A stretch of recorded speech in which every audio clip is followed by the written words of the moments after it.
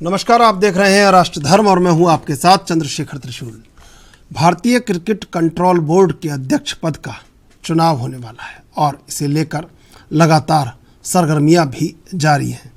पूर्व भारतीय कप्तान सौरव गांगुली अभी इस पद पर विराजमान है, लेकिन अभी तक जो खबरें आ रही हैं उससे लगता है कि उन्हें एक और कार्यकाल नहीं मिल रहा है। लेकिन बीसीसीआई के इस चुनाव में राजनीतिक तड़का भी लग गया है और भारतीय जनता पार्टी और तृणमूल कांग्रेस एक दूसरे के आमने सामने हो। अब दोनों पार्टियों के बीच ये टकराव क्यों हुआ है, इसके बारे में बाद में बात करेंगे, लेकिन उससे पहले जान लेते हैं कि आखिर ये मामला क्या है। दरअसल दादा चाहते थे कि उन्हें एक बार फिर से बीसीसीआई का अध्यक्ष बनाया जाए, लेकिन उनके ही लोगों ने इसे सिरे से खारिज कर दिया। दरअसल मुंबई में मंगलवार को बीसीसीआई हेडक्वार्टर में एक बड़ी बैठक हुई थी। यहाँ पूरे देश के क्रिकेट संघ से जुड़े बड़े अधिकारी शामिल हुए थे। बीसीसीआई का नियम है कि पुराना अध्यक्ष ही नए अध्यक्ष का नाम प्रस्तावित करता है, लेकिन सूत्रों का कहना है कि गांगुली ने ये नहीं किया। वो दूसरी बार बीसीसीआई के अध्यक्ष बनना चाहते थे, लेकिन लोग उनके सपोर्ट में नहीं आए। ऐसे में उन्होंने अपनी नाराजगी छिपाने की भी कोशिश नहीं की, उसे जाहिर किया। बता दें कि पहले गांगुली बीसीसी अध्यक्ष पद से हटाए गए, इसके बाद उन्हें आईपीएल चेयरमैन पद का ऑफर किया गया। अब सोचिए, जो व्यक्ति पिछले 3 साल से बीसीसीआई का अध्यक्ष हो, उसे आईपीएल का चेयरमैन बनाया जा रहा है। ये एक तरह से उनके लिए डिमोशन था। और गांगुली प्रिंस ऑफ कोलकाता, तो वो इसे कैसे सहन कर सकते थे।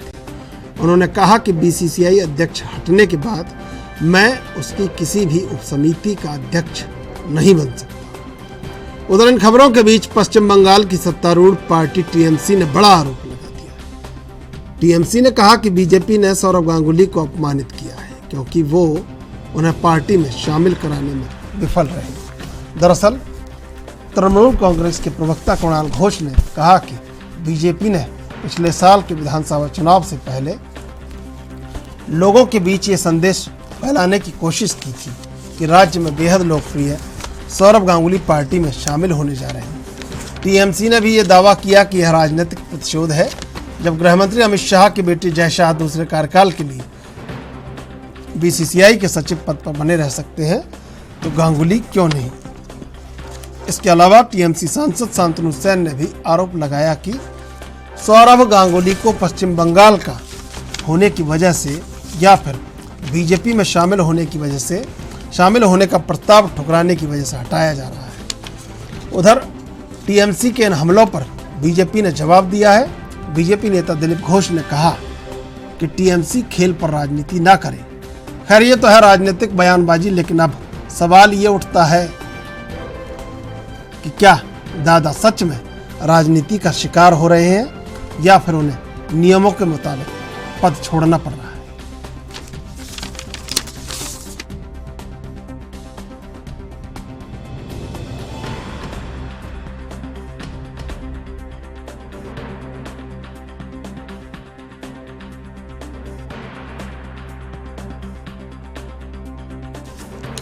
राजनीतिक पेच फंस गया है और रोजर बिन्नी, जिन्हें जेंटलमैन कहा जाता है क्रिकेट का, उनकी संभावित जो ताजपोशी है अब लगभग तय हो गई है। मान लीजिए वो भी कहीं ना कहीं विवादों में फंस गई है, क्योंकि दादा की विदाई जिस तरह से हो रही है, ये ना क्रिकेट को ठीक लग रहा है और ना क्रिकेट के चाहने वालों को। लेकिन राजनीति का आलम इस कदर हावी कि अब अंततः जो खेल में बड़े बदलाव के लिए, क्रिकेट में बड़े बदलाव के लिए कोशिश कर रहे थे और कोरोना के बाद आईपीएल करवाने का श्रेय सौरव गांगुली को ही जाता है।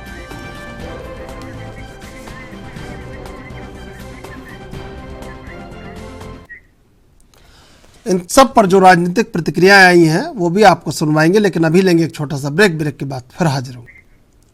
ब्रेक के बाद आपका स्वागत है। सबसे पहले आइए आपको सुनवाते हैं कि आखिर इस मुद्दे पर राजनीतिक प्रतिक्रियाएं क्या क्या आई है। We have seen few months back our Learned Home Minister Amit Shah ji came to the house of Saurabh Ganguly and had a full dinner.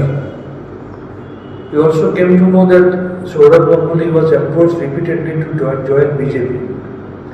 Probably as because he hasn't joined BJP and as he belongs to the state of Mamata Banerjee, he belongs to the state of West Bengal ruled by Trinamool Congress, and as because he hasn't given his consent to join BJP, probably he has become a prey to this political vendetta.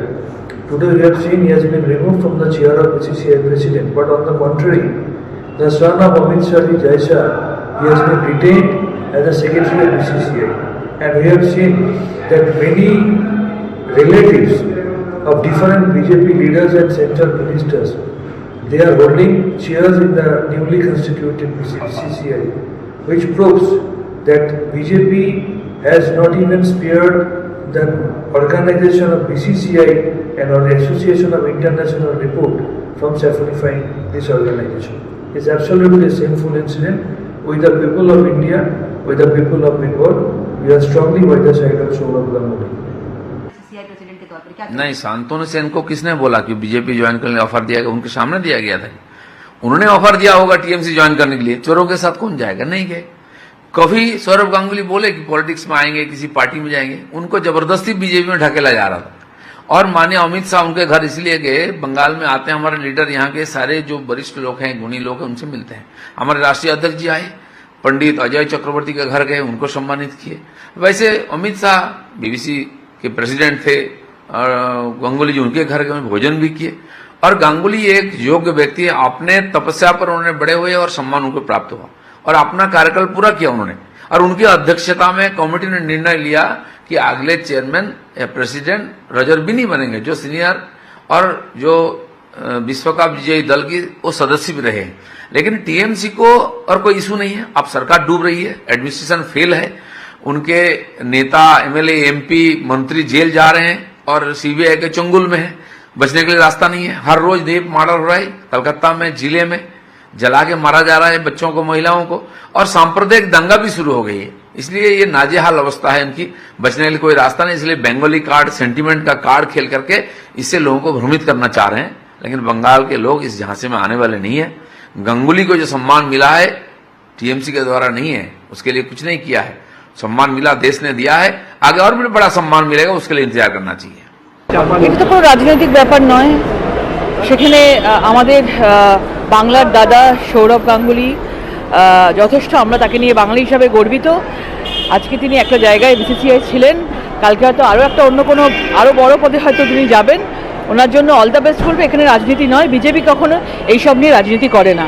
আর যারা পরিবারতন্ত্র নিয়ে কথা বলছে, নিজের মুখটা একবার আয়নায় দেখুক যে তার পিসি, ভাইপো, তার নিজের ভাই, ভাইয়ের বউ সব জায়গায়, এবং যারা নেতা মন্ত্রী যারা রয়েছে, সে বীরভূমের অনুব্রত মণ্ডল বলুন, তার মেয়েকে চাকরি দেওয়া, কি মানিক ভট্টাচার্য বলুন, কি অধিকারী বলুন, পরেশ অধিকারী বলুন, কি পার্থ চ্যাটার্জি বলুন, পরিবারতন্ত্রের একদম ফুলের ডালার সাজিয়ে নিয়ে বসে আছে। সুতরাং বিজেপিকে কোনো इसी मुद्दे पर चर्चा करेंगे। तीन मेहमान हमारे साथ बने हुए, राहुल आनंद बीजेपी से, संजय चक्रवर्ती टीएमसी से, ब्रजेश चंद्र श्रीवास्तव राजनीतिक विश्लेषक।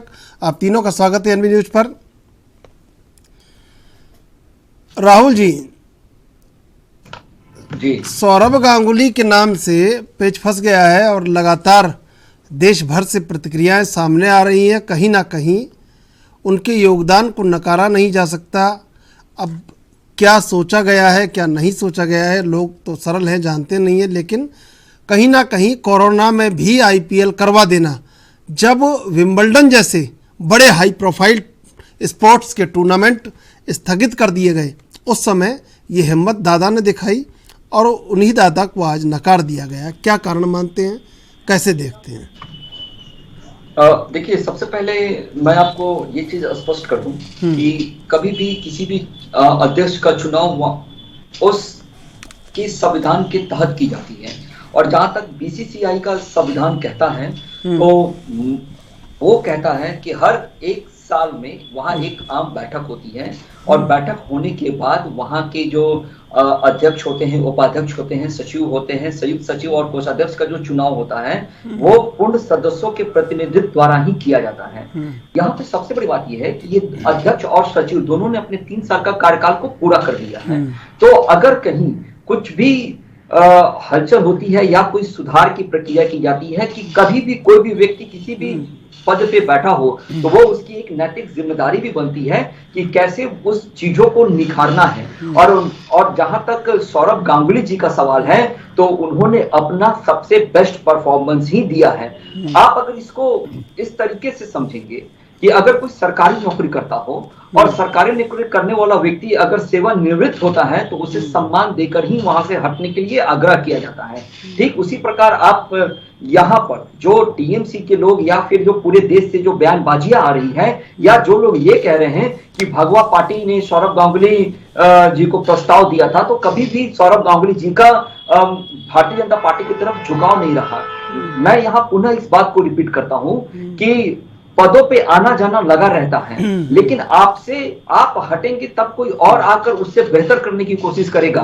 और उन्होंने जो योगदान दिया है, उन्होंने जो सम्मान दिलाया है बीसीसीआई को, वो सम्मानीय है, उनका हम सब आभारी हैं। और देश के अंदर खास करके देश के अंदर अगर जब बीसीसीआई के अध्यक्ष को चुनावी प्रक्रिया के तहत बीसीसीआई के संविधान के तहत अगर बदलने की कार्य की जा रही है तो मुझे लगता है कि इस पे राजनीति करने की आवश्यकता किसी को नहीं है। मैंने तमाम नेताओं के बयान को इतना बड़ा जवाब दे दिया, इतना बड़ा जवाब आपने दिया, आपने ये तो कहीं कहा ही नहीं कि भाई सौरभ गांगुली ही बदले जा रहे हैं, बाकी तो कोई नहीं बदला जा रहा है, सब ऊपर नीचे हो रहे हैं, ये तो आपने बताया नहीं।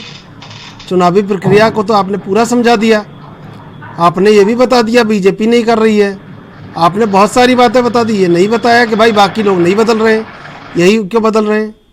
देखिए जब अध्यक्ष का चुनाव होता है तो अध्यक्ष के चुनाव होने के बाद की जो अध्यक्षीय प्रणाली होती है उसके तहत बाकी लोगों की भी चुनाव की जाती है। अरे भाई साथ में चुनाव हो रहे, राहुल जी आप देख लीजिए, आप भी प्रवक्ता हैं बीजेपी के, देख लीजिए सब साथ में ही फार्म भरे जा रहे हैं और सभी लोग वही लोग हैं जो पुराने थे। एक सौरभ गांगुली को छोड़ के उनकी जगह रोजर बिन्नी है, अरुण शैलार ने कोषाध्यक्ष के लिए बनाया, पहले वो कुछ सचिव की जगह थे, समझे। मैं आऊंगा आपके पास। संजय चक्रवर्ती जी कैसे देखते हैं इस कदम को? ये कदम पूरी तरीके से राजनीति से भरा हुआ है। पूरी तरीके से सौरभ गांगुली, क्योंकि वो उनको आप बांध करके नहीं रख सकते, स्वाभिमानी व्यक्ति है, इंटरनेशनल लेवल के व्यक्ति है, अंतर्राष्ट्रीय स्तर पे। ठीक है, मैं आपसे जवाब लूंगा, लेकिन इससे पहले लेंगे एक छोटा सा ब्रेक, ब्रेक के बाद फिर हाजिर होंगे। सीधे चलेंगे मेहमानों के पास। संजय चक्रवर्ती जी, ये तो बिल्कुल दादा को लेकर जो निर्णय हो रहा है इससे क्रिकेट प्रेमी खुश नहीं है। देखिए, पहली बात तो क्रिकेट प्रेमी का ये पूरी तरीके से मैंने पहले कहा कि राजनीति है, राजनीति की जा रही है, साफ साफ बीजेपी में ज्वाइन कराने का एक प्रेशर था इनके ऊपर। वरना एक इंटरनेशनल लेवल का व्यक्ति जिसने अंतर्राष्ट्रीय स्तर पे भारत को तमाम बार जो है मुश्किलों से निकाला हुआ और बीसीसीआई के चेयरमैन के रूप में, प्रेसिडेंट के रूप में उन्होंने एक बेहतरीन काम करके दिखाया, उनको ही किनारे कर दिया गया है। अभी राहुल जी को शायद इसके बारे में नॉलेज भी नहीं है कि सुप्रीम कोर्ट की तरफ से एक्सटेंशन मिला था, 3 साल का और एक्सटेंशन मिला था, और उसके बावजूद जो है किस वजह से उनको हटाया गया ये तो साफ जाहिर है, सब दिख रहा है। और अगर सौरभ गांगुली ही इतने बुरे थे तो अमित शाह का लड़के जो है जय शाह जी, उसकी काबिलियत क्या है, वो सचिव पद पे दोबारा कैसे टिके हुए हैं, किस तरीके से टिके हुए हैं, ये तो दुनिया जानती है। जो भारत का झंडा नहीं संभाल सकता, जिसको भारत का झंडा पकड़ाया जाता है, वो तो नकार देता है, वो सचिव दोबारा बन जाते हैं। सौरभ गांगुली जिसने देश का नाम इतनी बार रोशन किया है, अनगिनत बार रोशन किया है, उसको किनारे कर दिया जाता है। ये एक पूरी तरीके से पॉलिटिकली प्रेशर है कि आप या तो बीजेपी का झंडा थामिए और राष्ट्रभक्त बनिए, और नहीं तो राष्ट्रद्रोही बन करके किनारे हो जाइए। ये एक पॉलिसी चल रही है, सबके ऊपर पॉलिसी ये है। क्या बीजेपी में है तो आपको ऊपर न ईडी आएगा, न सीबीआई आएगी, न कुछ आएगा, न कुछ आएगा। अगर बीजेपी नहीं है तो बाकी तो आप अपने आप वानी मालिक है आप। ठीक है, सौरभ गांगुली तो बिल्कुल बिल्कुल। ब्रजेश जी कैसे देखते हैं इस पूरे प्रकरण को, जिस तरह दादा की विदाई हो रही है, कैसे देख रहे हैं इसको? जी धन्यवाद। जैसे कि मैं एक राजनीतिक विश्लेषक के तौर पर जुड़ा हुआ हूँ, तो ये जो पूरा प्रकरण है इसको एक राजनीतिक रंग दिया जा रहा है। पहले इसको समझने की आवश्यकता है। क्या हुआ, जो टीएमसी के प्रवक्ता कुणाल घोष जी हैं वो बोल रहे हैं कि बीजेपी जो है वो दादा को नीचा दिखा रही है, दादा बंगाल की हैं। कहीं ना कहीं ये जो मैटर है इसको एक बंगाल या कोलकाता की राजनीति के उससे जोड़ के देखा जा रहा है। टीएमसी वालों का कहना है कि जब चुनाव था उस दौरान बोला गया कि दादा बीजेपी के पार्ट होने वाले हैं, उनको इस तरह से प्रोजेक्ट किया गया। दादा के घर अमित शाह आए, उनको बीजेपी में शामिल होने के लिए कहे, लेकिन दादा बीजेपी में शामिल नहीं हुए, इस वजह से उनको ये सजा दी जा रही है। जबकि जो बीजेपी के राष्ट्रीय उपाध्यक्ष हैं दिलीप घोष जी, वो सारे इसको निराधार घोषित करते हैं। तो मैं अपने लेवल में बताता हूँ कि ये किस तरीके से हो रही है। देखिए, अमित शाह एक राष्ट्रीय पार्टी के अध्यक्ष हो, किसी के भी घर जा सकते हैं, इसकी ये मायने किसी को बिल्कुल नहीं लगाने चाहिए कि जिसके घर वो गए हैं वो पार्टी ज्वाइन करवाने के लिए गए हैं। और दूसरी बात जो अभी आपने राहुल जी से पूछा था कि और लोग क्यों नहीं हटे, सिर्फ दादा को ही क्यों हटाया गया, पहले उसको समझने की आवश्यकता होगी, तब जाके ये चीजें क्लियर होगी कि ये सारी चीजें बीजेपी कहीं ना कहीं नहीं करवा रही है। देखिए, दादा को हटाए जाने के पीछे केवल किसी एक व्यक्ति या विचारधारा का उसमें वो नहीं था। जितनी बीसीसीआई की पूरी पैनल बैठती है, मीटिंग होती है, उसमें लोगों की आम सहमति से ये निर्णय लिया जाता है। तो बीसीसीआई में आम सहमति से लोगों का निर्णय था कि दादा को अगले टर्म के लिए हटाना है। उसके पीछे कुछ रीजन बताए जा रहे हैं, जैसे कुछ ऐसी चीजों को दादा स्पॉन्सर या वो करते थे, उसका ऐड करते थे जो बीसीसीआई के ही सिद्धांतों के खिलाफ था। जैसे एक फैंटेसी लीग थी, उसका दादा एडवर्टीजमेंट करते थे। लोग कहते हैं कि दादा का जो बिहेवियर है वो शुरू से एक डोमिनेंट बिहेवियर रहा है, वो सबके साथ एक स्पॉन्सर आम सहमति नहीं बना के चल पा रहे थे। और अभी आने वाले समय बीसीसीआई को कई बड़े बड़े टूर्नामेंट ऑर्गेनाइज करने हैं, तो कहीं ना कहीं टूर्नामेंट के लिए टीम वर्क का होना आवश्यकता है। उसको देखते हुए भी दादा को हटाया गया है। और रही बात, इससे राजनीति होनी ही नहीं चाहिए, क्योंकि दादा को हटाकर किसी भी ऐरे गहरे नत्थु खैरे को नहीं बैठा दिया गया है। जो अभी अगला प्रेसिडेंट होगा वो भी एक अंतर्राष्ट्रीय स्तर का खिलाड़ी है, विश्व कप विजेता टीम का वो सदस्य है। और दादा ने भी अपने कार्यकाल में बहुत से अच्छे अच्छे कार्य किए हैं। जैसे अभी जो अगले साल आपका महिला आईपीएल होगा वो दादा की देन है। और अभी कोरोना के साल में आईपीएल संभव हो पाया, दादा की वजह से हो पाया। रेगुलर कैप्टन बन पाए, दादा की वजह से बन पाए। तो सभी का एक कार्यकाल होता है, उसमें सभी लोग कार्य करते हैं और इस कार्यकाल के बाद सभी को जाना होता है। लेकिन इसको राजनीतिक रंग इसलिए दिया जा रहा है क्योंकि बंगाल में दादा की जो हैसियत है महत्वपूर्ण हैसियत रखती है। तो इसको कहीं ना कहीं ये कुछ पार्टी के लोग, कुछ दल के लोग भुनाना चाह रहे हैं, जो कि सर्वथा निराधार है। इसका राजनीति से कुछ लेना देना नहीं है। एक ये सिंपल प्रोसेस है कि अध्यक्ष बनते हैं, फिर अध्यक्ष हटाए जाते हैं। बस क्वेश्चन या राजनीति इसलिए हो रही है क्योंकि दोबारा इनको टर्म क्यों नहीं दिया गया। दोबारा दे देते तो कोई राजनीति नहीं थी। लेकिन ये कंपल्सन नहीं है ना कि आप दोबारा बनाएंगे। ये वैकल्पिक व्यवस्था है कि आपको आगे प्रमोट किया भी जा सकता है और नहीं भी किया जा सकता है। आई होप कि सारी चीजें क्लियर होंगी। धन्यवाद। ठीक है राहुल जी, टीएमसी कह रही है कि टीम इंडिया को तो उन्होंने कहीं ना कहीं ठीक कर दिया, लेकिन टीम बीजेपी से कनेक्ट नहीं रहे और इसीलिए शायद दादा की विदाई हुई है। और सियासी गलियारों में टीएमसी ने इस बयान को इस कदर पुरजोर कर दिया है कि पूरे देश में टीएमसी का यह बयान गूंज रहा है। देखिए, सबसे बड़ी बात यह है कि जो टीएमसी आज जो राष्ट्रीय राजनीति करने की जो कोशिश कर रही है और खास करके जो ये अपने आप को उस लेवल पर प्रोजेक्ट करने की कोशिश कर रही है, एक विपक्ष का एक बड़ा आईना बनने की कोशिश कर रही है, जो एक गोरबंदी की कोशिश की जा रही है, ये गांगुली के नाम के सहारे करने की कोशिश की रही है, जो इनकी ओछी मानसिकता को दर्शाता है। थोड़ी देर पहले आपने जो मुझसे एक प्रश्न किया था कि बाकी लोग क्यों नहीं बदले जा रहे हैं, मैं उत्तर देने की कोशिश कर रहा था, लेकिन उस बीच में मेरे हाथ से वो टर्न निकल गया। तो जो राजनीतिक विश्लेषक ने बहुत अच्छी से, बहुत बखूबी से समझाया। और मुझे लगता है कि जो टीएमसी के चक्रवर्ती जी जो बैठे हैं, वो जो बातों को कह रहे थे और बार बार इनकी बातों में, इनके शब्दों में वही चीज आ रहा है। आप लोकतंत्र के अंदर आप किसी भी विचारधारा से प्रेरित होकर किसी के भी संकट जा सकते हैं। जब हम चुनाव के मोड़ में आते हैं तो जनता के सामने हम अपने कार्यों को लेकर जाते हैं ताकि जनता हमें चुनती है और जनता जो मैंडेट देती है उसका हम सम्मान करते हैं। और आज हम उनके साथ विपक्ष में बैठे हैं, लेकिन सच शाश्वत होता है, उसको एक्सेप्टेंस करने की आवश्यकता है, जो टीएमसी नहीं करती है। मेरे बड़े भाई ये भी बात कह रहे थे कि ईडी सीबीआई छोड़ देते हैं, बहुत सारी चीजें हैं, तो क्या जो पार्थ चटर्जी के पास जो पैसे मिले, जो उनके लोग पकड़े जा रहे हैं, क्या वो गलत है? जो झोपड़ियों से पैसा आ रहे हैं, जो मछली मार्केट से जो पैसा बरामद आ रहे हैं, क्या वो बीजेपी ने रखवा दिया?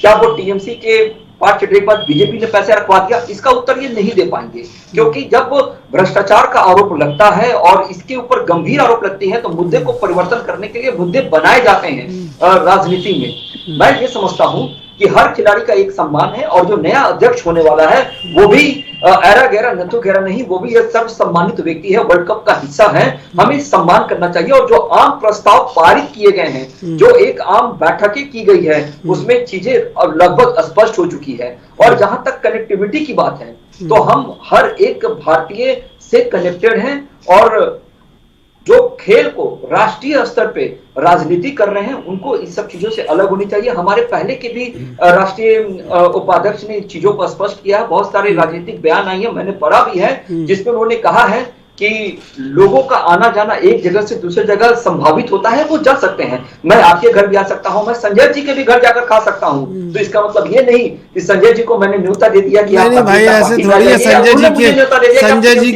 संजय जी के राशन कार्ड में नाम जुड़वा लें और फिर नाम कटवा लें, ये थोड़ी हो सकता है। संजय चक्रवर्ती जी, एक बात बताइए, आप आज आप कह रहे हैं कि बीजेपी ने कर दिया, बीजेपी ने कर दिया, बीजेपी ने कर दिया, ये सब बीजेपी का किया धरा है। अब मान लीजिए आने वाले कल में अगर Saurabh Ganguly international cricket council ICC में अगर चले जाते हैं, तो आप एक हाथ में सौरभ गांगुली की फोटो और एक हाथ में बीजेपी का झंडा लेके क्या रैली निकालेंगे? मैं आपसे जवाब लूंगा, लेकिन इससे पहले लेंगे एक छोटा सा ब्रेक। ब्रेक के बाद फिर हाजिर होंगे। सीधे चलेंगे मेहमानों के पास। संजय चक्रवर्ती जी, बताइए, अगर सौरभ गांगुली को आईसीसी में भेज दिया जाता है तो क्या करेंगे आप? एक हाथ में बीजेपी का झंडा लेंगे जिस बीजेपी पर आप आरोप लगा रहे हैं, एक हाथ में दादा की फोटो लेकर रैली निकालेंगे, बताइए आप क्या करेंगे? देखिए, पहली बात तो ये है कि सौरभ गांगुली किसी चीज के लिए मोहताज नहीं। वो उन्होंने अपने, अरे भाई, आपने कहा है बीजेपी ने किया, बीजेपी ने किया, आपने ही तो कहा है। ये टीएमसी सियासी गलियारों में कह रही है इस बात को लगातार। चंद्रशेखर जी बोलने दीजिए, आप दूसरों के बीच में नहीं टोकते, मेरे लिए मत टोकिए, मुझे बोलने दीजिए। पहली चीज तो उनको किसी चीज की जरूरत नहीं है, और दूसरी बात आईसीसी के लिए जो है वो सेंट्रल गवर्नमेंट का कोई उसका हाथ नहीं होता है। आईसीसी इलेक्शन जो होता है वो इंटरनेशनल लेवल पे होता है, सौरभ गांगुली जा सकते हैं, और अगर वहां के चेयरमैन वो चुन जाते हैं तो हमारे हाथ में तिरंगा झंडा होगा, सौरभ गांगुली की फोटो होगी, बीजेपी की तस्वीर लेके हम नहीं चलेंगे। वो क्यों? क्योंकि वो उनको बाकायदा चुना गया है, तो उनके रेस्पेक्ट की वजह से चुना गया है। जय शाह की तरह नहीं है। जय शाह को क्यों नहीं हटाया गया? मैं सिर्फ एक काम पूछना चाहता हूँ, पिछले 3 साल में जय शाह ने कौन सा अच्छा काम किया? किस लिए दोबारा चुने गए? किस बात के इनाम मिला गया? सौरभ गांगुली को क्यों हटाया गया?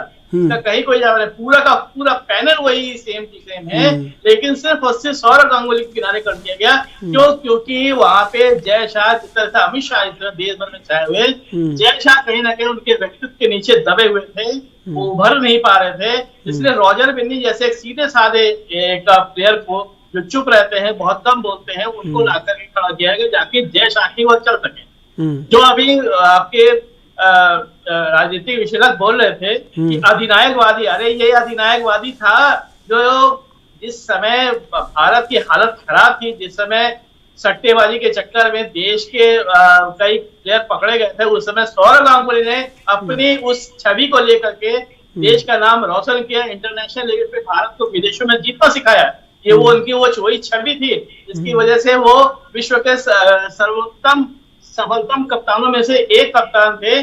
तो उस सौरभ गांगुली को किसी पद का मोहताज नहीं है, लेकिन जिस तरीके से अपमानित करके उनको हटाया गया, अगर हटाना था तो आप जय शाह को भी हटाते, आप और भी कोषाध्यक्ष को भी हटाते, आप सबको हटाते, आप दोबारा चुनते। लेकिन सिर्फ और सिर्फ सौरभ गांगुली को अगर हटाना था तो सिर्फ और सिर्फ उसकी राजनीति बंगाल को अपमानित करने की राजनीति है, और वही अपमानित किया गया है। ये एकदम बिल्कुल फैक्ट बात है। देखिए ब्रजेश जी, वही राग अलाप रहे हैं संजय चक्रवर्ती जी। मैं इन्हें जवाब देना चाहूंगा बहुत अच्छे से। देखिए, पहली बात तो आप ये चैनल पे बंगाल की राजनीति कहना बंद कीजिए। बीसीसीआई एक राष्ट्रीय संस्था है उसको आप एक राज्य से जोड़कर नहीं देख सकते हैं। यही सारे स्टेटमेंट होते हैं जो लोगों में एक फ्रेगमेंटेशन पैदा करते हैं। हम लोग पहले भारतीय हैं, हम बंगाल, हम उत्तर प्रदेश और हम झारखंड के नहीं हैं। और दूसरी बात, जो अधिनायकवाद आप बात बोल रहे थे, क्यों वही सौरभ गांगुली ग्रेग चैपल को कोच के लिए रिकमेंड करते हैं और वही ग्रेग चैपल से उनका विवाद हो जाता है? कौन सा ऐसा कारण था? अभी हाल ही में विराट कोहली के साथ उनका विवाद सामने आया है। अगर वो इतने ही सुलझे सीधे इंसान थे तो ये क्यों ऐसा विवाद उत्पन्न होता है कि जो व्यक्ति जिस आदमी का नाम सजेस्ट करता है फिर उसी के साथ उसकी समस्याएं उत्पन्न हो जाती हैं। कोई भी संस्थान जो होता है उसको चलाने के लिए आम सहमति प्रथम आवश्यकता होती है। और आप खिलाड़ी के रूप में कैसे हैं वो अलग शर्त है, और आप एक एडमिनिस्ट्रेटर किसी भी संस्था में कार्य करने के लिए क्या है, सुन लीजिए संजय जी, सुन लीजिए, बहुत सुलझी हुई बात बता रहे हैं, सुन लीजिए, बहुत सुलझी हुई बात कर रहे हैं, कोई पक्ष की बात नहीं है। जी ब्रजेश जी। नहीं, वो हाथ उठा रहे थे तो मुझे लगा कुछ बोलना चाह रहे हैं। कुछ सवाल पूछना है भाई, कोई सवाल पूछना है, कोई सवाल पूछना है आपको संजय जी?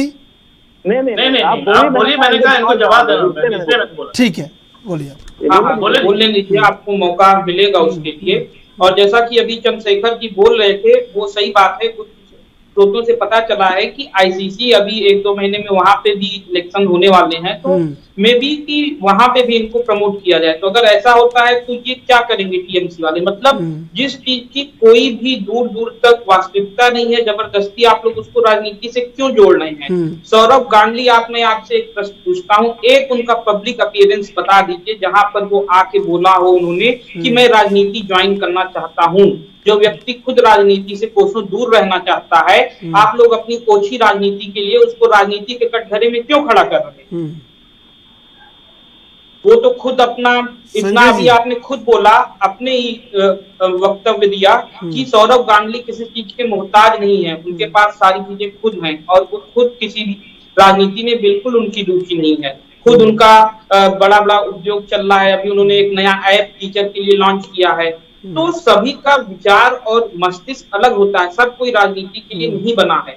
तो जो व्यक्ति खुद राजनीति से दूर रहना चाहता है उसको आप अपनी क्षेत्रीय राजनीति के फायदा के लिए क्यों घसीट रहे हैं? बंगाल की राजनीति का ये हो गया, बंगाल की राजनीति का वो हो गया। दादा कोई बस बंगाल के नहीं है, दादा पूरे भारत के कप्तान थे और अभी भी बीसीसीआई पूरे भारत की संस्था है। और मतलब ये टीएमसी को फायदा हो तो कुछ भी बोल दीजिए। संजय जी देखिए, टीएमसी भी आजकल महुआ मोइत्रा जैसे कई लोग टीएमसी में हो गए हैं जो बिना ममता बनर्जी दीदी की सलाह के बोल देते हैं। अगर मान लीजिए आने वाले कल में ममता बनर्जी खुद स्वयं कोई बड़ा बयान दे दें, क्योंकि उनका भी उनसे बहुत एक गहरा एक संबंध ये रहा है कि वो अस्पताल में भर्ती थे सौरभ गांगुली, तो ममता बनर्जी उन्हें देखने पहुंची और जब वो प्रशासक बने वहाँ पे पश्चिम बंगाल के, तो उनसे मिलने वो पहुँचे, तो एक आपस में कर्टसी है। अगर कल ममता बनर्जी बयान दे देती हैं तो फिर क्या लगता है आपको कि आपकी बातें सब निराधार हो जाएंगी जो आज आप कह रहे हैं?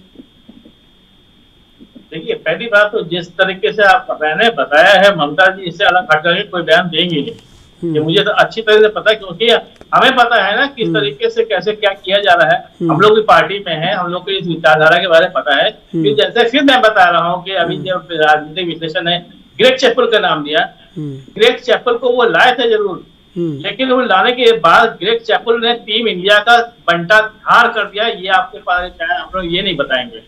ग्रेग चैपल क्यों? क्योंकि टीम इंडिया यूनाइटेड थी, लेकिन उन्होंने तोड़ने का काम किया, टीम को तोड़ने का काम किया था, जिसकी वजह से वर्ल्ड कप में इंडिया का प्रदर्शन इतना खराब रहा कि वर्ल्ड कप सेमीफाइनल तो दूर, वो सेकेंड राउंड में क्वालिफाई तक नहीं कर पाई थी। ग्रेग चैपल ने केवल टीम को कमजोर करने का काम किया था, इसीलिए उन्होंने सौरभ गांगुली, राहुल द्रविड़ और सचिन तेंदुलकर सबको अलग अलग बैठाना है। आप पहले सचिन तेंदुलकर का भी स्टेटमेंट कभी सुन लीजिएगा ग्रेग चैपल के बारे में, आप कभी जो है हरभजन सिंह का सुनिएगा, कभी युवराज का सुनिएगा। आप केवल ग्रेग चैपल का बयान लेकर के आप सौरभ गांगुली का आप जो है बदनामी कर रहे हैं, ये मत करिएगा। पहले सबके पूरे एक एक करके स्टेटमेंट सुनिएगा। नहीं भाई, बदनामी नहीं, एक बार आपने कहा ना, ये साफ ही बोल रहे हैं कि ग्रेग चैपल के साथ उनकी नहीं बनी, जिनको लेकर के आए थे। वो ग्रेग चैपल तो यही चाहते थे कि आखिर टीम को यूनाइटेड करने वाले सौरव गांगुली अगर इस तरीके से आगे बढ़ते रहे, देश वर्ल्ड चैंपियन है, वो अपने ऑस्ट्रेलिया के लिए वो यहाँ पे अपना काम कर रहे थे, वो तोड़ने का काम कर रहे थे, टीम को डैमेज करने का काम कर रहे हैं। ग्रेग चैपल को लेकर कहा आप बात को मोड़ दी है संजय जी। संजय जी सुनिए सुनिए सुनिए सुनिए सुनिए भाई, सुनिए सुनिए सुनिए, एक बार ब्रजेश जी का क्लैरिफिकेशन ले लीजिए। ब्रजेश जी, क्या आप एक बार कह रहे थे दोबारा? आप बोल रहे थे ग्रेग चैपल ऑस्ट्रेलिया के लिए काम कर रहे थे, वहां के कोच हो गया। ऐसे भारत विश्व कप जीता, गैरी कर्स्टन कोच थे, आप बोल दीजिए दक्षिण अफ्रीका के लिए वो काम कर रहे थे। मतलब कुछ तो लॉजिकल बात कीजिए। कोच जो होता है वो जिस टीम का कोच होता है उसके लिए बात करता है, या जिस देश से आता है उस देश के लिए वो काम करता है। गैरी कर्स्टन ने भारत आपने बहुत सारे कोच, नहीं बहुत सारे अंतर्राष्ट्रीय कोचों पे आपने प्रश्न चिन्ह खड़ा कर दिया ये बात कह के, तो बहुत सारे लोगों पे। संजय जी जी आपने बहुत बड़ा प्रश्न चिन्ह खड़ा कर दिया भाई ये कह के, तो सही बात है, ये हकीकत है। वो मेंटेलिटी उनकी ऑस्ट्रेलियन मेंटेलिटी थी। जॉन राइट यहाँ पे काम कर रहे थे, तो जॉन राइट पूरी तरीके से इंडिया के लिए वो बेहतर के लिए काम कर रहे थे। गैरी कर्स्टन है, गैरी कर्स्टन इंडिया के बेहतर के लिए काम कर रहे थे, लेकिन गैरी कर्स्टन के बाद आपने देखा होगा कि इंडिया ने किसी भी विदेशी कोच को हायर नहीं किया। उसके बाद लगातार इंडियन कोच ही बनते रहे। इसीलिए क्योंकि इंडिया के पास अब उस लेवल के प्लेयर आ चुके हैं जो रिटायर हुए हैं, वो अच्छा कोचिंग दे सकते हैं। वरना इंडिया ने पहले लेकिन चूंकि वो ऑस्ट्रेलियन मेंटेलिटी के वो थे, उन्होंने पूरी तरीके से ऑस्ट्रेलिया के लिए ही काम किया था। ठीक है, अब आप देखिए, आपने बड़ी बता दिया, तभी इंडियन कोच बनाए जा रहे हैं। बड़ी है, सुनिए है ना, मैं ये कह रहा हूँ संजय जी, आप इतनी स्वस्थ चर्चा कर रहे हैं खेल भावना के बारे में, खेल को लेकर, या बीजेपी को कहाँ से घुसेड़ दिया आपने इसमें? क्योंकि मैंने कहा ना, अगर मैं सिर्फ एक काम पूछना चाहता, पिछले 3 साल में अमित शाह के बेटे जय शाह का कोई एक काम बता दीजिए। ठीक है राहुल जी, जो उन्होंने करके दिखाया है। राहुल जी सिर्फ एक काम बताइए, सिवाय दुबई में भारतीय झंडा को न उठाने का काम किया है, जो उनके लिए तारीफ की बात। ठीक है भाई, ठीक है राहुल जी जवाब दे देंगे इसका। ऐसी होती है जिसकी भी प्रतिक्रिया देना मेरे समझ से बहुत ज्यादा होशियारी नहीं है, लेकिन फिर भी मैं आपको इनके प्रश्न का उत्तर शब्दों में बताने की कोशिश करता हूँ। नहीं, आप होशियारी से मत दीजिए, सरलता से दीजिए, सरलता से। हाँ जी बिल्कुल। वर्षों तक वन में घूम घूम बाधा विंध्यों को चूम चूम, शह धूप धाम पानी पत्थर, पांडव आए कुछ और निखार, सौभाग्य न सब दिन सोता है, देखे आगे क्या होता है। हम लोग जब से चर्चा में बैठे हैं तब से ये जो केंद्र बिंदु आ रहा है वो भारतीय जनता पार्टी की ही इर्द गिर्द घूमता जा रहा है, जबकि भारतीय जनता पार्टी एक राजनीतिक पार्टी है और इसे खेल को लेकर मुझे लगता है कि बहुत ज्यादा इस पे तुष्टीकरण वाली बयानबाजी देने से बचना चाहिए टीएमसी को, जो अपनी राजनीतिक फायदे के लिए बार बार गांगुली जो कर रही है। तो मैं आपसे एक प्रश्न जरा पूछना चाहता हूँ, अगर आप किसी भी संवैधानिक पद पे बैठे हैं तो आपकी जिम्मेदारी क्या होती है? सबसे पहला प्रश्न ये। दूसरा ये कि आपके साथ में, मैंने पहले भी कहा और जैसे कि राजनीतिक विश्लेषक ने भी कहा कि जो आम बैठक होती है, जो वार्षिक मीटिंग होती है, उसमें तय की जाती है चीजों को, सारी चीजें यहीं पे है। अगर मुझे अपने अध्यक्ष से असंतुष्टि है तो मैं जिक्र करूंगा। जब वोटिंग का जो पैटर्न है, वोटिंग का पैटर्न अगर आपके पक्ष में है तो इसका मतलब ये हो रहा है कि उनके विपक्ष में है। तो चीज यही टीएमसी नहीं समझना चाह रही है। और भारतीय कप्तान, शब्दों पे ध्यान दीजिएगा, भारतीय कप्तान रह चुके हैं सौरव गांगुली जी, और भारत को वो रिप्रेजेंट करते हैं बीसीसीआई के अध्यक्ष होकर। तो मैं ये समझता हूं कि ये जो कंपटीशन की जो भावना है कि उन्होंने क्या किया, आपने क्या किया, मैं अच्छी चीजों को मैं गिना भी रहा हूं, लेकिन अगर जब आपके टीम में आपकी सहमति नहीं बनती है तो इस पे आपको विचार भी करना चाहिए। और मैं पुनः अपने शब्दों से उस बातों को जरूर जिक्र करूंगा कि अमित शाह के बेटे जय शाह ने क्या किया ये आप बताइए। मैं कहूंगा तो फिर आप कहेंगे कि आप उनका पक्ष ले रहे हैं, आप उनके बारे में बता रहे हैं। भाई वो कैसे बताएंगे, वो तो टीएमसी में बीजेपी में थोड़े हैं। त्रिशूल जी, ये एक ऐसा पद है जिसकी गरिमा को भी बरकरार रखनी है और भविष्य इससे खराब ना हो, इसके ऊपर भी ध्यान रखना है। और जो डिस्प्यूट इनको लेकर इन्हीं के अपनों के बीच में है, ये क्लियरिफाई करना अति आवश्यक है। अगर अध्यक्ष बदला जा सकता है, अगर अध्यक्ष गांगुली ना होते कोई और होता तो क्या टीएमसी की ये प्रक्रिया होती क्या? संजय जी, अभी इन्होंने कहा कि भारतीय जनता पार्टी का इसमें क्या हाथ होता है। अभी आपने देखा होगा अहमदाबाद में ओलंपिक विजेताओं को सम्मानित करने के लिए स्टेज पे बुलाया गया था, जैसे प्रधानमंत्री जी भी स्टेज पे थे। जैसे ही मसाल लेकर के प्रधानमंत्री जी मसाल को लगाने जा रहे थे, पीछे से उनका सिक्योरिटी जो एसपीजी थे, उन्होंने बाकायदा नीरज चोपड़ा को उंगली करके ऐसे करके मंच के सामने से हटने के लिए बोला, बेइज्जती की। पूरी तरीके से एक बेइज्जती कहता हूँ, सबने देखा हो, बार बार देखा है, आप लोगों ने भी देखा होगा उसको, कि बाकायदा उसको इशारा करके मंच के सामने से हटाया गया था। तो वहां पे गोल्ड जीता कितने था? नीरज चोपड़ा ने जीता था या प्रधानमंत्री ने जीता था? मंच से किस लिए हटाया गया? आप सम्मानित करने के लिए जिसको लेकर के आए थे, आपने उनको सम्मानित ना करके आप प्रधानमंत्री जी को सामने रख रहे हैं। तो ये जो जिस तरीके से आप लोगों की रणनीति है, ये सारे हम नहीं बोल रहे हैं, ये देश देख रहा है। हमको आपके सामने बोलने का मौका मिल रहा है, वरना इस समय देश अच्छी तरीके से समझ रहा है कि क्या हो रहा है, क्या नहीं हो रहा है, किस तरीके से जो है आप लोग मैं समझ गया, हर जगह पे मैं समझ गया ब्रजेश जी। दरअसल बीसीसीआई का चुनाव नहीं देख रही है टीएमसी, दरअसल 2024 का चुनाव देख रही है। इसीलिए इनको कुछ इनके तथ्य में पक्का करना चाहता हूं, जो बार बार ये बोल रहे हैं वो व्हाट्सएप न्यूज पढ़ के कि जय शाह ने क्यों नहीं फ्लैग उठाया, जय शाह ने क्यों नहीं फ्लैग उठाया। जब उन्होंने फ्लैग नहीं उठाया तो जितने विरोधी पार्टी थे सभी ने उन पर निशाना तो साधा, लेकिन साथ में जाके वो जवाब भी सुन लिया होता कि फ्लैग नहीं उठाया तो उसका कारण क्यों था। वो भी भारतीय फ्लैग ऐसे नहीं उठाता, अगर नहीं उठा रहा है तो कुछ कारण रहा होगा तभी नहीं उठाया। कारण मैं आपको बता देता हूँ क्यों नहीं उठाया। जो जय शाह उस समय वहां पे थे वो एसीसी के भी प्रेसिडेंट थे। एसीसी का full form Asian cricket council. तो प्रोटोकॉल है कि अगर आप पूरे एशियन क्रिकेट काउंसिल के प्रेसिडेंट हैं तो आप किसी एक स्पेसिफिक कंट्री को वहां पे रिप्रेजेंट नहीं कर सकते। तो उस प्रोटोकॉल के तहत उन्होंने फ्लैग नहीं उठाया था। ये जब न्यूज हुआ था तो काफी वायरल हुआ था कि जय शाह ने फ्लैग उठाने से मना कर दिया, देशभक्त नहीं, देश गद्दार है, ये है वो है। बट रीजन रहा होगा तभी तो नहीं उठाया। तो आप वो प्रोटोकॉल जाकर अच्छे से पढ़िएगा, आपको समझ में आ जाएगा उन्होंने फ्लैग क्यों नहीं उठाया। और फिर कई बात अभी जैसा कि ये आप बोल लीजिए, क्या बताइए, बोलिए संजय जी, क्या क्वेश्चन पूछना चाहता हूँ, एक क्वेश्चन। जय शाह वहां पे एज ए क्या बैठे हुए थे? आवाज नहीं आ रही है।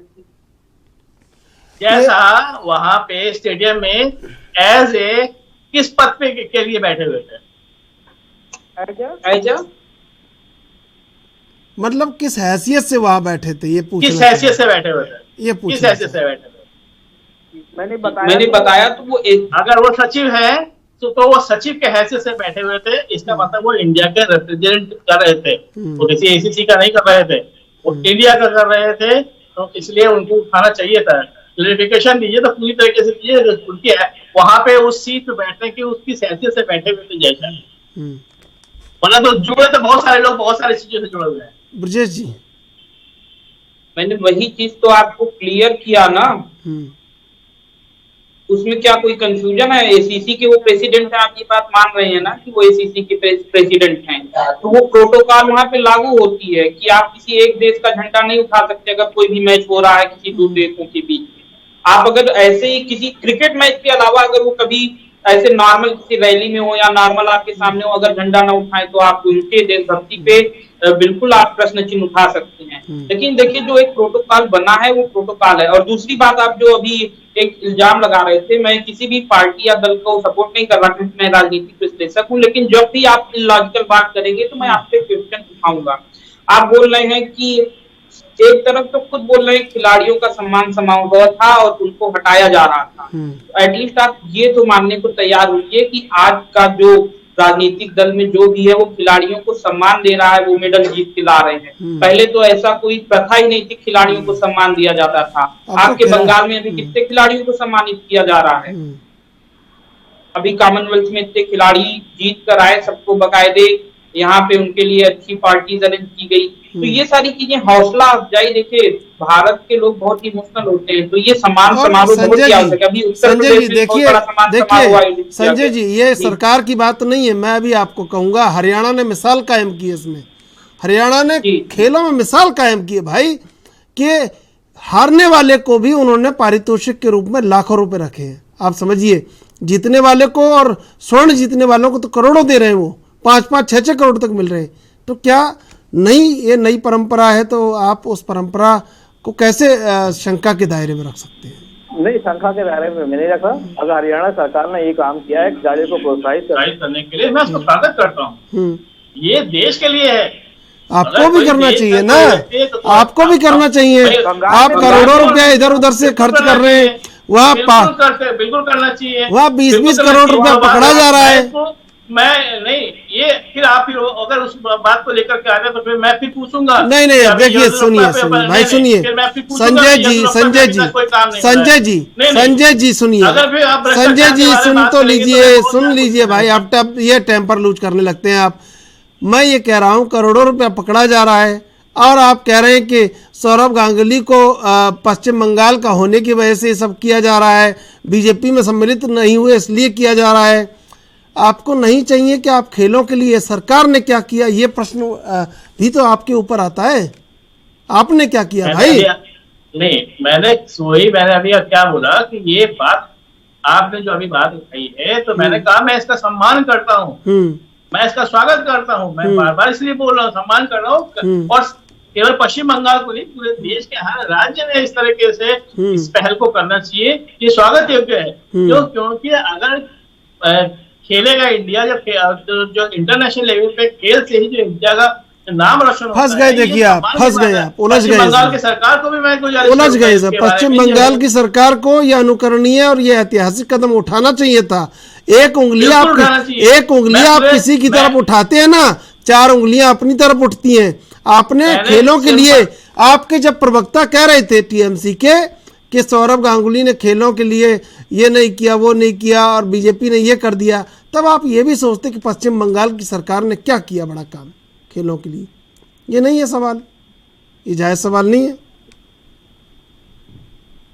देखिए, पहली बात तो ये कहता हूँ कि हमारे यहाँ पे ये खेलों के लिए बढ़ावा दिया जाता है, लेकिन मैंने जो आप बोले ना हरियाणा सरकार ने किया, मैं फिर बोल रहा हूँ कि सारे देश के अंदर सारे राज्य सरकार को इसका अनुकरण करना चाहिए, खेलों को बढ़ावा देने। राहुल जी, मैं आऊंगा आपके पास।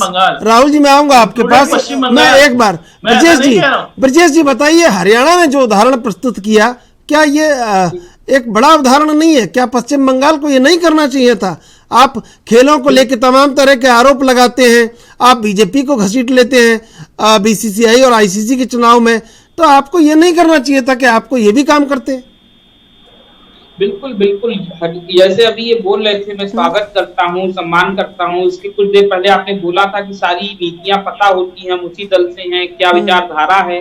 तो जब आप इतने पॉजिटिव हैं, तो ममता बनर्जी को ये नीति भी बताइए कि ये भी एक नीति होती है कि जो खिलाड़ी अपना खून पसीना एक करके, अपना घर बार छोड़ के इतना मेहनत करके मेडल जीत के आते हैं, उनका कैसे उत्साहवर्धन किया जाता है।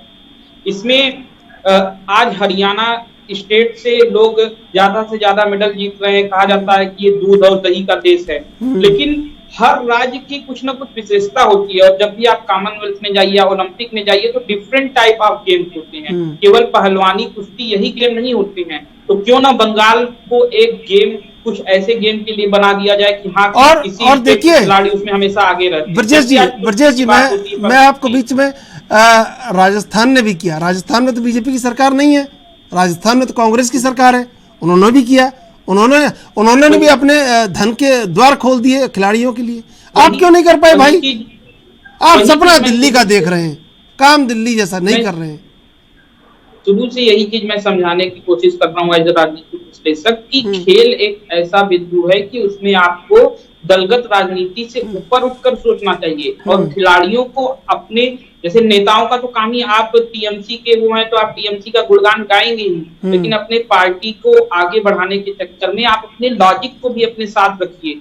एक ऐसा खिलाड़ी जो राजनीति में आना ही नहीं चाहता, कभी उसने पब्लिक अपीयरेंस से बोला ही नहीं, आप उसको जबरदस्ती के अपने फायदे के लिए राजनीति में घसीट रहे हैं कि वो बंगाल का मसीहा, वो बंगाल का ये, बंगाल का वो।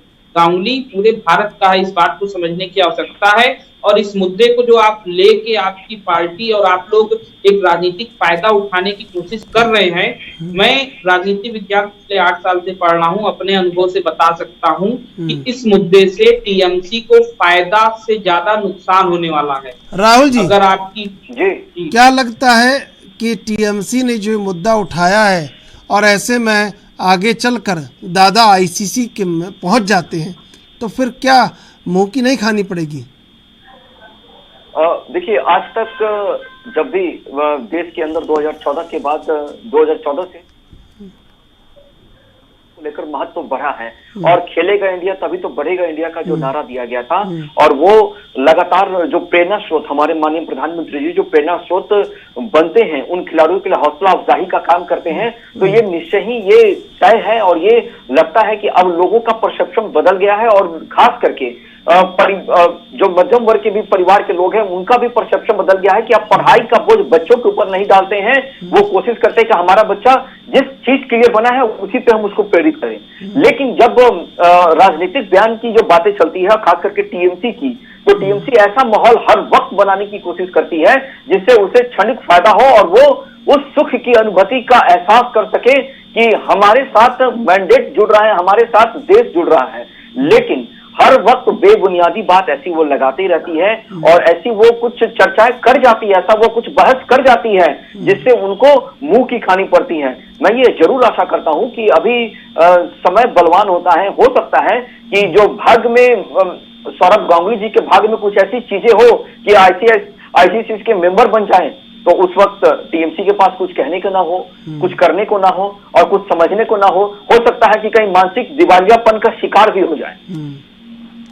विजय जी, क्या लगता है कि अगर ऐसा कुछ हुआ तो ये लगेगा निश्चित रूप से कि टीएमसी केवल वक्त की राजनीति कर रही थी या खेल प्रेमियों की भावना से कहीं ना कहीं खेल रही थी? वही बात मैं शुरू से कह रहा हूँ कि जैसे आईसीसी के लिए प्रमोशन कहीं ना कहीं से ये न्यूज आ रही है कि आईसीसी में जो इलेक्शन होने वाला है वहाँ गांगुली को भेजा जा सकता है। तो अभी जैसे मैंने कहा भी कि टीएमसी कोई भी बड़ी पार्टी होती है, टीएमसी भी कोई छोटी पार्टी नहीं। आज बंगाल में इनकी सरकार है, आप एक रिस्पॉन्सिबल पॉलिटिकल पार्टी है, तो किसी भी चीज पे आप स्टैंड ले रहे हैं तो उसका फ्यूचर सोच के लेना चाहिए। अभी जैसा कि बीजेपी के प्रवक्ता ने बोला कि एक क्षणिक लाभ के लिए वो चीजें कर रहे हैं, तो वाकई में अगर राजनीतिक विश्लेषक, मुझे ऐसा लग रहा है कि इस मुद्दे को ये जो हवा दे रहे हैं, लॉजिक से देखिए इसमें कहां से लाभ मिल रहा है। गांगुली जिसको लेके ये राजनीति कर रहे हैं वही व्यक्ति राजनीति में कोई उसकी रुचि नहीं। बिल्कुल, समय समाप्त हो रहा है। ब्रजेश जी, संजय चक्रवर्ती जी, राहुल आनंद जी, आप तीनों का धन्यवाद डिबेट में जुड़ने के लिए। दरअसल जो खेल प्रेमियों की भावना है उसको लेकर टीएमसी जो कहीं ना कहीं राजनीति कर रही है, आने वाले दिनों में बीजेपी का मास्टर स्ट्रोक हो सकता है कि टीएमसी को मुंह की खानी पड़े। बहरहाल देश विदेश की ताजा तरीन खबरों के लिए आप देखते रहिए एनबी।